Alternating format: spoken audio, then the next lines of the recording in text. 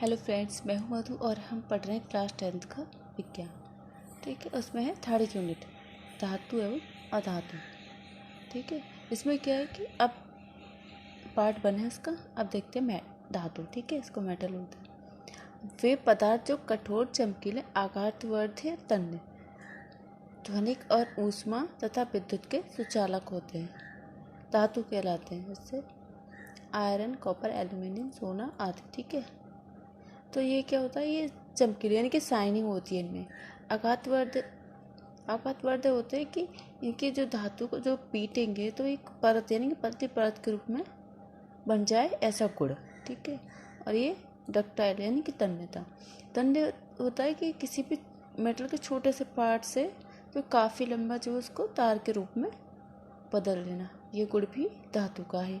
ध्वनिक यानी कि दो धातुएं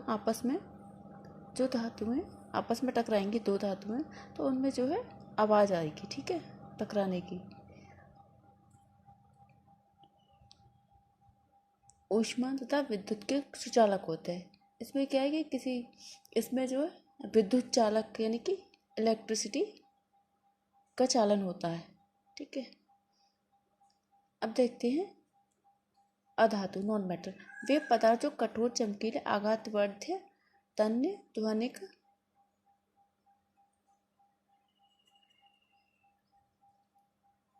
ध्वनिक ना हो एवं ऊष्मा एवं विद्युत के कुचालक, यानी कि उनमें इलेक्ट्रिसिटी भी नहीं होती, मतलब बहन होती है, यानी कि जो संबंध नहीं होता विद्युत का, उसमें जो है चालन, एक तरह से चालन नहीं होता है, ऊष्मा का भी नहीं होता है। जैसे मान लीजिए कोई लकड़ी है, तो उसमें क्या, लकड़ी तो नहीं, कोयला, यानी कि कोयला ले लेते हैं, लकड़ी के जलने के बाद जो कोयला बन जाता है। अब कोयला है तो उसमें जो है, कोयले में जो है इलेक्ट्रिसिटी नहीं होगी, यानी कि नहीं, उसमें इलेक्ट्रिसिटी का चालन नहीं होगा। धातु के भौतिक गुण, फिजिकल प्रॉपर्टीज ऑफ मेटल। ठीक है, चमक, जितने भी धातु होते हैं चमकदार होते हैं, सोना, चांदी, लोहा। ठीक है, अब इसके हार्डनेस क्या है, ये कठोर होते हैं जैसे लोहा, तांबा। लेकिन क्या है, इसका एक्सेप्शन है एक कुछ जो है, जैसे लिथियम, यानी कि अपवाद, लिथियम, सोडियम, पोटेशियम, ये कैसे होते हैं, ये सॉफ्ट यानी कि मुलायम होते हैं। इलेक्ट्रॉन, ठीक है, इलेक्ट्रॉन, ये क्या होते हैं, धातु तत्व इलेक्ट्रॉन दाता होते हैं, यानी कि ये क्या करते हैं, इलेक्ट्रॉन का दान करते हैं। इलेक्ट्रॉन, ये डोनर होते हैं धातु जो है। ठीक है, इलेक्ट्रॉन का दान कर देते हैं। अब फॉर्म देखते हैं, कौन सी फॉर्म पाए जाते हैं। ए धातु कमरे के ताप पर कठोर होते हैं, लेकिन जो पारा होता है वो द्रव अवस्था में होता है। क्या, पारा जो होता है वो द्रव अवस्था में होता है, रूम टेम्परेचर पर। आघातवर्धता, धातु को पीटकर पतली चादरों के रूप में, यानी पतली चादरों में परिवर्तित किया जा सकता है। तन्यता, धातुओं को पतले तार के रूप में बनाया जा सकता है। जैसे 1 ग्राम सोना लेंगे तो उसका बहुत ही ज़्यादा पतला, यानी कि कितना तार बना देंगे, 2 किलोमीटर लंबा तार बन जाएगा 1 ग्राम सोने में। विद्युत व ऊष्मा के सुचालक, धातु विद्युत व ऊष्मा के चालक या सुचालक होते हैं। जैसे इसमें सिल्वर में, यानी कि चांदी और सोना, Ag और Cu, कॉपर, ये कॉपर Cu। ठीक है, Ag और Cu में। लेकिन सीसा और पारा ऊष्मा के कुचालक होने के कारण क्या है, अपवाद हैं इसके। किसके, विद्युत व ऊष्मा के। कैसे, क्योंकि उसमें ऊष्मा भी उत्पन्न होती है और विद्युत धारा। ठीक है, विद्युत धारा भी नहीं बहेगी। अब देखते हैं मेल्टिंग पॉइंट जो इसका, यानी कि गलनांक। धातु के गलनांक और घनत्व अधिक होते हैं, लेकिन सोडियम और पोटेशियम का गलनांक और घनत्व कैसे होते हैं, कम होते हैं। बाकी धातुओं के जो है अधिक होते हैं, लेकिन सोडियम, पोटेशियम का गलनांक जो है कम होता है, घनत्व भी कम होता है इसका। ध्वनिक, यानी कि एक धातु दूसरी धातु से टकराने से आवाज़ करती है। अब देखते हैं ऑक्साइड। धातुओं के ऑक्साइड क्षारक प्रवृत्ति के होते हैं। किस होते हैं, क्षारक प्रवृत्ति के। जैसे ही अधातुओं के होते हैं एसिड प्रवृत्ति के। ठीक है, देखते हैं अधातु के भौतिक गुण धर्म यानी कि physical properties of non metal. ठीक है, चमक में चमक नहीं पाई जाती, जैसे कोयला और यानी कि कोयला यानी कार्बन को ही कोयला कहते हैं। ठीक है, लेकिन आयोडीन में चमक पाई जाती है। ठीक है, कार्बन में यानी कि कार्बन में नहीं होती, लेकिन और सारे जो भी अधातु होते हैं उनमें जो है चमक नहीं पाई। लेकिन इसका बात क्या है, चमक जो है आयोडीन में चमक पाई जाती है। कठोरता, अधातु कठोर नहीं होती जैसे कोयला, लेकिन क्या है, हीरा सबसे कठोर होता है। ठीक है, अवस्था यानी कि फॉर्म यानी कौन सी फॉर्म मिलता है। ठीक है, अधातु जो है, अधातु रूम यानी कमरे के ताप पर या तो कठोर, ठोस या गैसीय अवस्था में होते हैं। लेकिन ब्रोमीन जो है क्या होता है, ब्रोमीन अधातु जो है लिक्विड अवस्था में यानी कि द्रव अवस्था में पाई जाती है। आघातवर्धकता, ठीक है, धातु को पीटकर पतली चादरों में परिवर्तित नहीं किया जाता, क्योंकि जैसे इसको पीटेंगे तो ये टूट जाएगा। ठीक है, जो धातु जो है पीटकर एक चादर के रूप में हो जाता है, लेकिन ये टूट जाता है। तन्यता, अधातु से पतले तार नहीं बनाया जा सकता। क्या इससे तार भी नहीं बन सकते पतले। विद्युत व ऊष्मा के चालक यानी कि ये क्या होते हैं, अधातु जो है विद्युत और ऊष्मा के कुचालक होते हैं, लेकिन ग्रेफाइट विद्युत का सुचालक होता है। क्या जी, ग्रेफाइट क्या है, कार्बन का अपरूप है। ठीक है, ग्रेफाइट और हीरा। अब देखते हैं इलेक्ट्रॉन क्या है, ये इलेक्ट्रॉन को क्या करते हैं, ग्रहण करते हैं, जैसे ऑक्सीजन। ठीक है, ऑक्सीजन भी इलेक्ट्रॉन को ग्रहण करता है। इसका गलनांक, अधातु के गलनांक और घनत्व यानी कि मेल्टिंग पॉइंट जो है और डेंसिटी जो है क्या होता है, कम होते हैं। कम का मतलब ये गलनांक कम यानी कि टेम्परेचर, कम टेम्परेचर पर ही ये क्या होते हैं, गल जाते हैं यानी कि पिघल जाते हैं। ध्वनिक, ये अधातु कठोर सतह से टकराने पर आवाज़ नहीं करती है। ऑक्साइड, धातुओं के ऑक्साइड कैसे होते हैं, अम्लीय।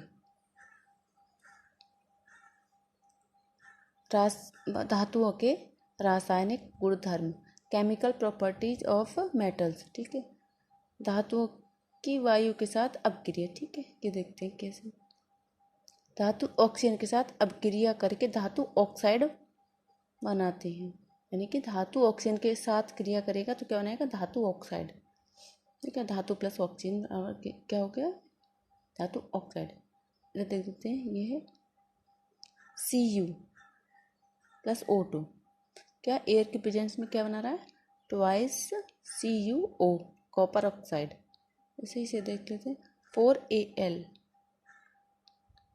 प्लस थ्राइस O2, एयर की प्रेजेंस में ट्वाइस Al2O3, एल्यूमिनियम ऑक्साइड। ठीक है, Mg प्लस O2, तो ये क्या बनाना है, MgO, मैग्नीशियम ऑक्साइड। धातु है O यानी कि O2, ऑक्सीजन के साथ अलग अलग तरह से अपक्रिया करती हैं। जैसे सोडियम,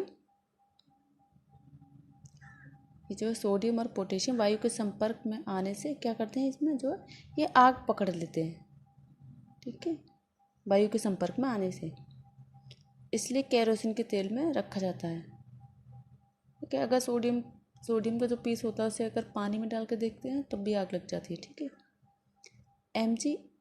MgAlZnPb यानी कि मैग्नीशियम, एल्यूमिनियम, जिंक और लेड। ठीक है, सीसा कहते हैं ना, ये सभी वायु के साथ जो है धीरे धीरे अपक्रिया करते हैं। इन धातुओं पर ऑक्साइड की परत चढ़ जाती है, किसकी, ऑक्साइड की। फेरस यानी कि Fe, वायु में गर्म करने पर कोई अपक्रिया नहीं करता। क्या चीज़, वायु में। ठीक है, Fe जो है वायु में गर्म करने पर कोई अपक्रिया नहीं करता है। लेकिन इनके फेरस है, लेकिन जो फेरस का जो चूर्ण यानी कि बारीक चूर्ण जो है उसको गर्म करने पर तेजी से वह जलने लगता है।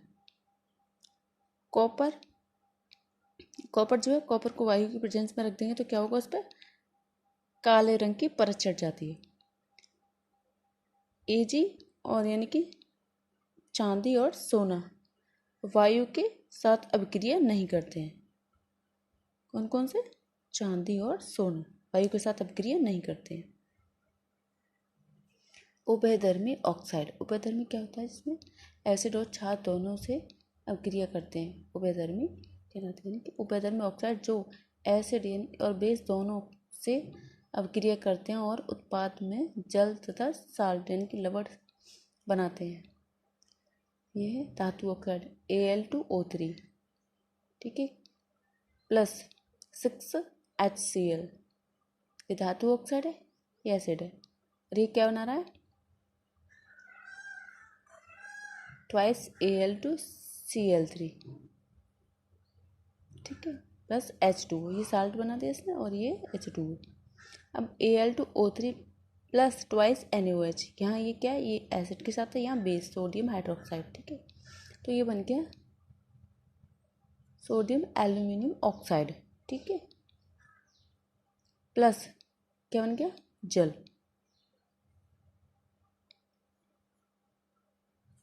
अब आते हैं धातु की जल के साथ अपक्रिया। धातु प्लस जल एरो क्या बनेगा? धातु ऑक्साइड या hydro oxide plus H2 plus H2 hydrogen, ठीक है। धातु ऑक्साइड प्लस जल क्या करेंगे? धातु ऑक्साइड लेंगे, ठीक है, फिर जल क्या बनाएगा? धातु हाइड्रोक्साइड, ठीक है। जब अधिक क्रियाशील तत्व जल के साथ अभिक्रिया करते हैं तो धातु हाइड्रोक्साइड बनाते हैं। जब कम क्रियाशील धातु जल के साथ अभिक्रिया करते हैं तो धातु ऑक्साइड। ये जो है ये क्या? धातु ऑक्साइड बनना है। यहाँ पे क्या हो रहा है? कम क्रियाशील है ये क्या चीज़? Fe जो है कम क्रियाशील, ठीक है। सोडियम जो है अधिक क्रियाशील है, तो ये धातु हाइड्रोक्साइड बना रहा है, ठीक है।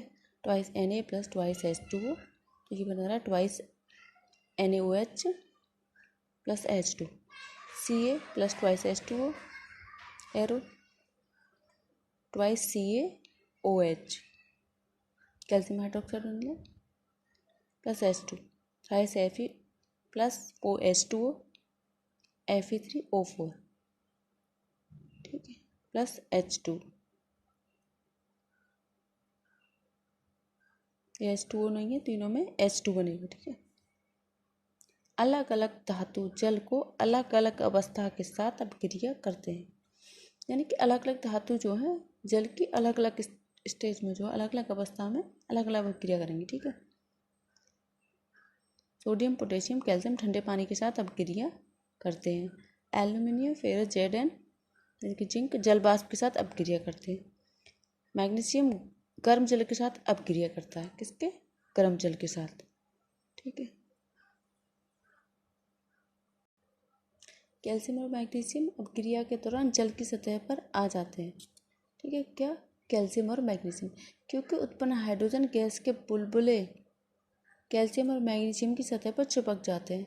तो हाइड्रोजन के बुलबुले जो हैं क्या होता है? मैग्नीशियम और कैल्शियम की सतह पर चिपक जाते हैं, जिससे क्या होता है कि कैल्शियम और मैग्नीशियम पानी की सतह पर आ जाते हैं।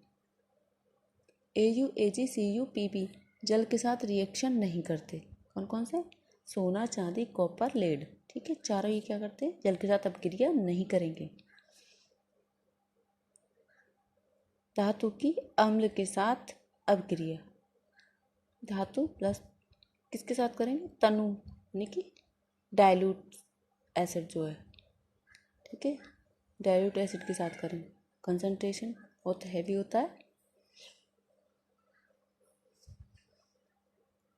कंसंट्रेशन में क्या होता है कि एसिड की मात्रा अधिक होती है और पानी की मात्रा कम होती है। लेकिन डाइल्यूट में होता है क्या कि पानी की मात्रा अलग होती है, अधिक होती है, और एसिड की मात्रा जो है कम होती है, ठीक है। धातु प्लस तनु एसिड एरो लवण प्लस हाइड्रोजन, ठीक है। Fe plus twice HCl arrow FeCl2 plus H2, ठीक है। Twice Al plus 6HCl twice AlCl3, twice Al 6HCl, यारो twice AlCl3 plus thrice H2।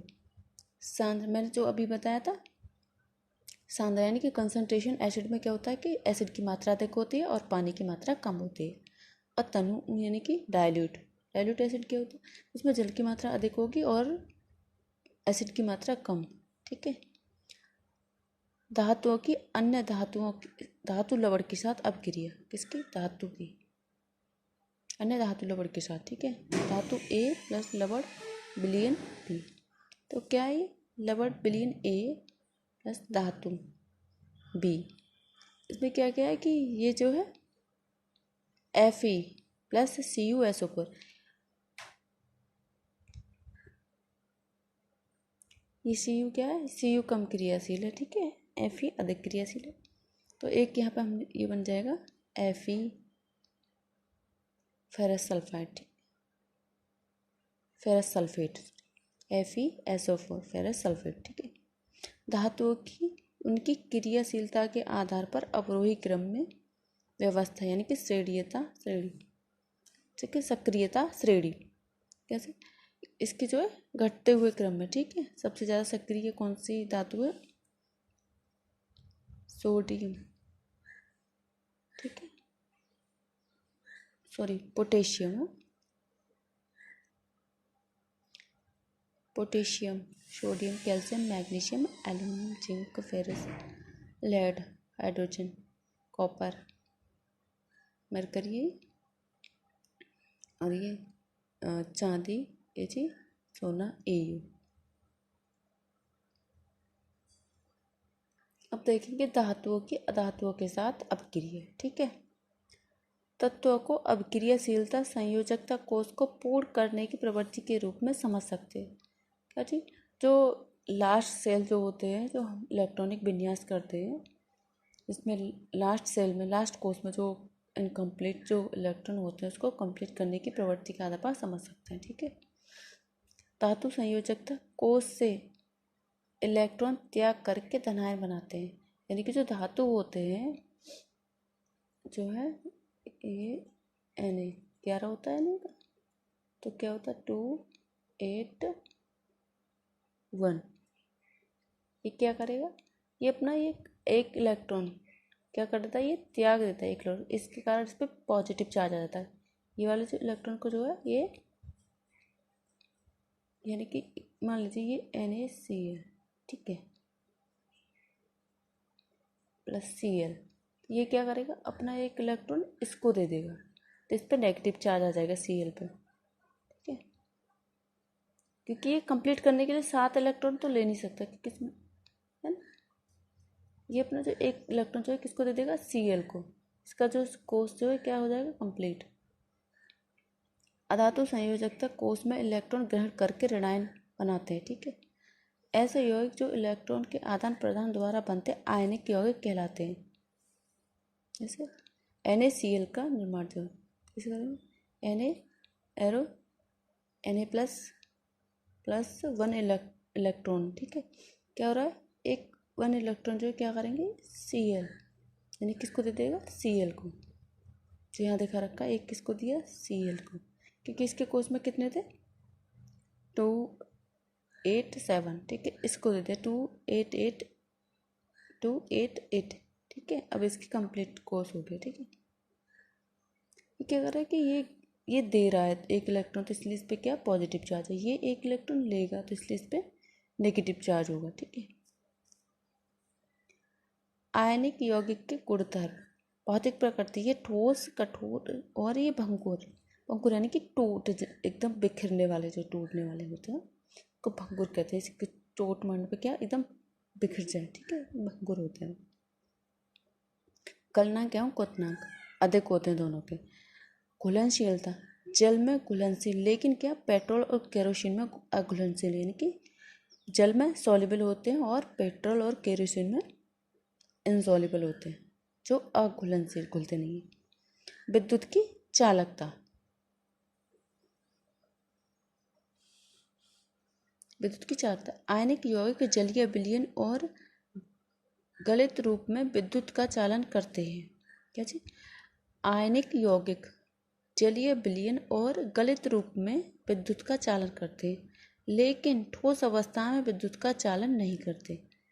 ये जो आयनिक यौगिक जो होते हैं, ये ठोस अवस्था में जो विद्युत का चालन नहीं करते, कौन सी अवस्था में करते हैं? जलीय विलयन और गलित रूप में, यानी पिघले हुए रूप में, गलित रूप में विद्युत का चालन करते हैं। ठीक है, इसी तरह के नोट्स प्राप्त करने के लिए चैनल को शेयर करें और सब्सक्राइब भी करें। ठीक है, थैंक यू।